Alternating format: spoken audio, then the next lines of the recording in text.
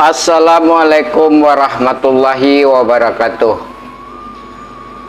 Dun sana Minang Mustika Jaya, Nambu Cintoi, bersyukur kita kepada Allah dengan menyebut Alhamdulillahirrabbilalamin.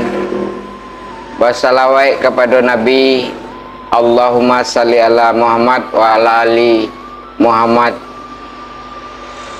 Semoga dun sana Minang Mustika Jaya kasadonyo berada dalam keadaan sehat walafiat.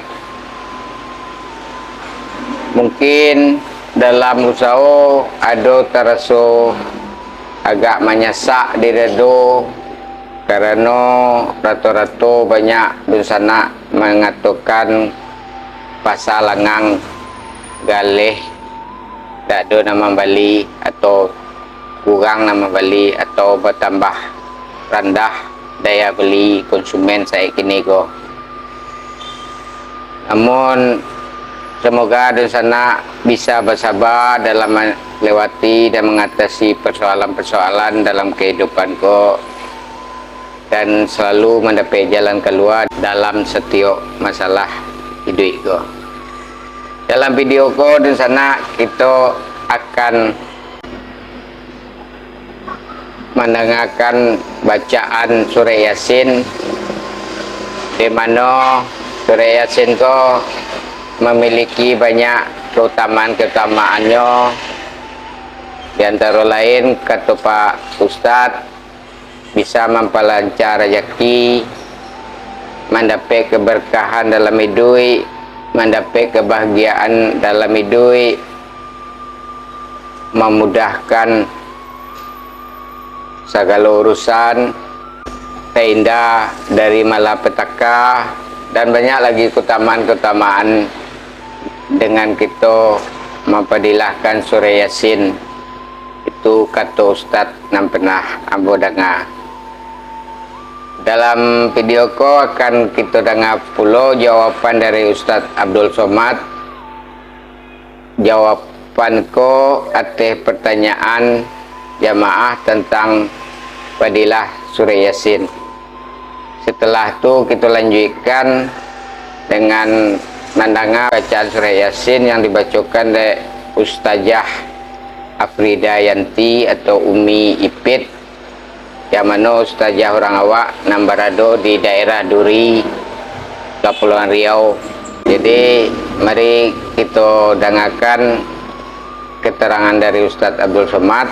Setelah itu kita lanjutkan mendengar secara apa atau menyimak bacaan surah Yasin yang dibacakan oleh Ustazah Umi Ipit Basaratu Jamaahnya di Majelis Taklim. Mari kita sama-sama dengarkan dosana kasadonyo. Boleh enggak kita membaca surat Yasin fadilah? Man qara'a Yasin filailatin, siapa yang baca surat Yasin pada suatu malam, asbaha maghfuran lah, nanti subuhnya dia diampunkan Allah. Membaca surat Yasin baik, ada hadis keutamaannya. Hadisnya sahih apa enggak sahih? Hadisnya statusnya isnaduhu jayyid, baik. Begitu kata Imam Ibnu Katsir dalam tafsir Al-Qur'anil Azim. Bagaimana dengan Yasin fadilah? Dibaca ayat ini sekian kali, dibaca ini sekian kali, nanti akan dapat keutamaan ini. Itu ijtihad ulama. Mereka dapat dari ilham, diajarkan ke muridnya, murid kan ngajar ke muridnya. Kalau sanadnya ada, bisanadil muttasil, dengan sanad bersambung dengan ulama yang melakukan itu, boleh diamalkan. Tapi kalau hanya buat-buat saja, namanya mazhab ngawuriyah. Bismillahirrahmanirrahim. Yasin wal Qur'anil Hakim, innaka minal mursalin ala siratin mustaqim, tanzilal azizir rahim, litunzira qauman ma unzira abahum fahum ghafilun. لقد حق القول على أكثرهم فهم لا يؤمنون إنا جعلنا في أعناقهم أغلالا فهي إلى الأذقان فهم مقمحون وجعلنا من بين أيديهم سدا ومن خلفهم سدا فأغشيناهم فهم لا يبصرون وسواء عليهم أأنذرتهم أم لم تنذرهم لا يؤمنون إنما تنذر من اتبع الذكر وخشي الرحمن بالغيب فبشره بمغفرة وأجر كريم إنا نحن نحيي الموتى ونكتب ما قدموا وآثارهم وكل شيء أحصيناه في إمام مبين واضرب لهم مثلا أصحاب القرية إذ جاءها المرسلون إذ أرسلنا إليهم اثنين فكذبوهما فعززنا بثالث فقالوا إنا إليكم مرسلون قالوا ما أنتم إلا بشر مثلنا وما أنزل الرحمن من شيء إن أنتم إلا تكذبون قالوا ربنا يعلم إنا إليكم لمرسلون وما علينا إلا البلاغ المبين قالوا إنا تطيرنا بكم لئن لم تنتهوا لنرجمنكم وليمسنكم منا عذاب أليم قالوا طائركم معكم أئن ذكرتم بل أنتم قوم مسرفون وجاء من أقصى المدينة رجل يسعى قال يا قوم اتبعوا المرسلين اتبعوا من لا يسألكم أجرا وهم مهتدون وما لي لا أعبد الذي فطرني وإليه ترجعون أأتخذ من دونه آلهة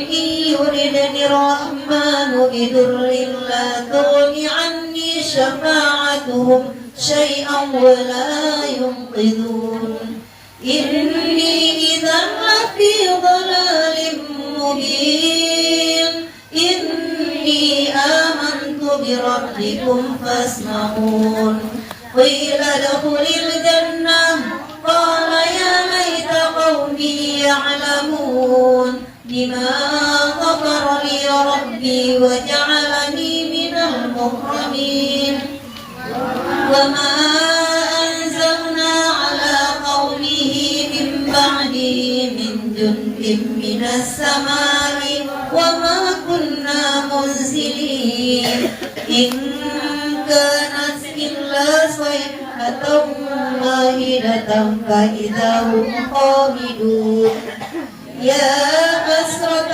على العباد ما يأتيهم من رسول إلا كانوا به يستهزئون ألم يروا كم أهلكنا قبلهم من القرون أنهم إليهم لا يرجعون وإن كل لما جميع لدينا محضرون وآية لهم الأرض الميتة أحييناها وأخرجنا منها حبا فمنه يأكلون وجعلنا فيها جنات من نخيل وأعناب وفجرنا فيها من العيون ليأكلوا من ثمره وما عملته أيديهم أفلا يشكرون سبحان الذي خلق الأزواج كلها مما تنبت الأرض ومن أنفسهم ومما لا يعلمون وآية لهم الليل نسلخ منه النهار فإذا هم مظلمون والشمس تجري لمستقر لها ذلك تقدير العزيز العليم والقمر قدرناه منازل حتى عاد كالعرجون القديم لا الشمس ينبغي لها أن تدرك القمر ولا الليل سابق النهار وكل في فلك يسبحون وآية لهم أنا حملنا ذريتهم في الفلك المشحون وخلقنا لهم من مثله ما يركبون وإن نشأ نغرقهم فلا صريخ لهم ولا هم ينقذون إلا رحمة منا ومتاعا إلى حين وإذا قيل لهم اتقوا ما بين أيديكم وما خلفكم لعلكم ترحمون وما تأتيهم من آية من آيات ربهم إلا كانوا عنها معرضين وإذا قيل لهم أنفقوا مما رزقكم الله قال الذين كفروا للذين آمنوا أنطعم من لو يشاء الله أنعمه إن أنتم إلا في ضلال مبين ويقولون متى هذا الوعد إن كنتم صادقين ما ينظرون إلا صيحة واحدة تأخذهم وهم يخصمون فلا يستطيعون توصية ولا إلى أهلهم يرجعون ونفخ في الصور فإذا هم من الأجداث إلى ربهم ينسلون قالوا يا ويلنا من بعثنا من مرقدنا هذا ما وعد الرحمن وصدق المرسلون إن كانت إلا صيحة واحدة فإذا هم جميع لدينا محضرون فاليوم لا تظلم نفس شيئا ولا تجزون إلا ما كنتم تعملون إن أصحاب الجنة اليوم في شغل فاكهون لهم وأزواجهم في ظلال على الأرائك متكئون لهم فيها فاكهة ولهم ما يدعون سلام قولا من رب رحيم سلام قولا من رب رحيم سلام قولا من رب رحيم وامتازوا اليوم أيها المجرمون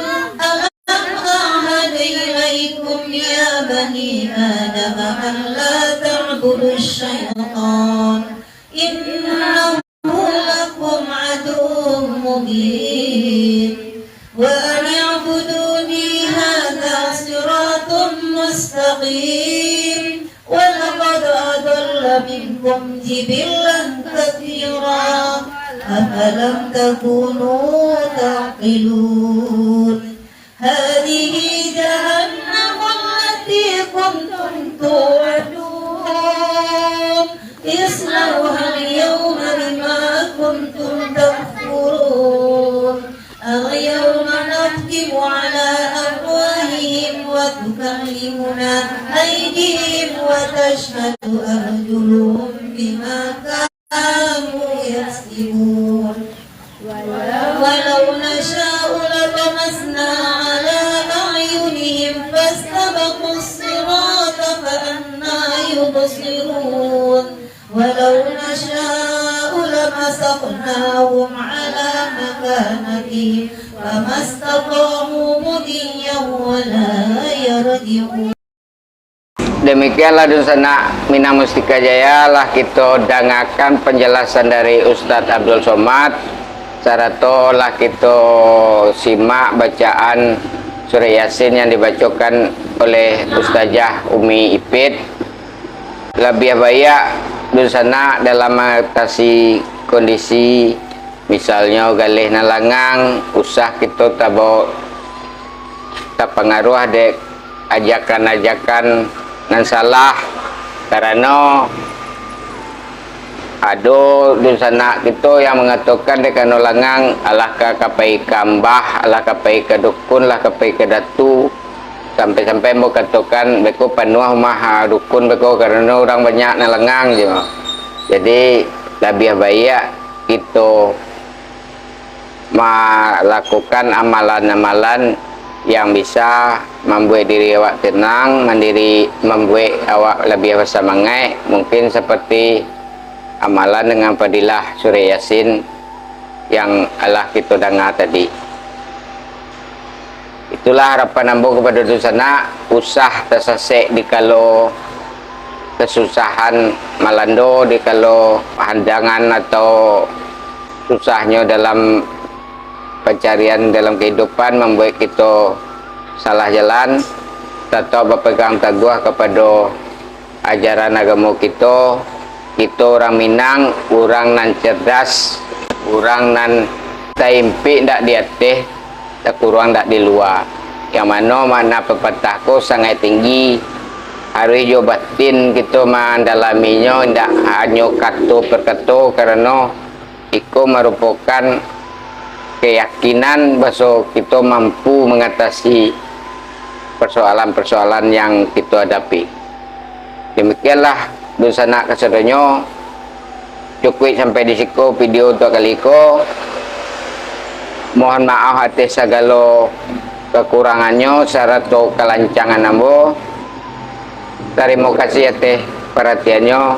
Wassalamualaikum warahmatullahi wabarakatuh.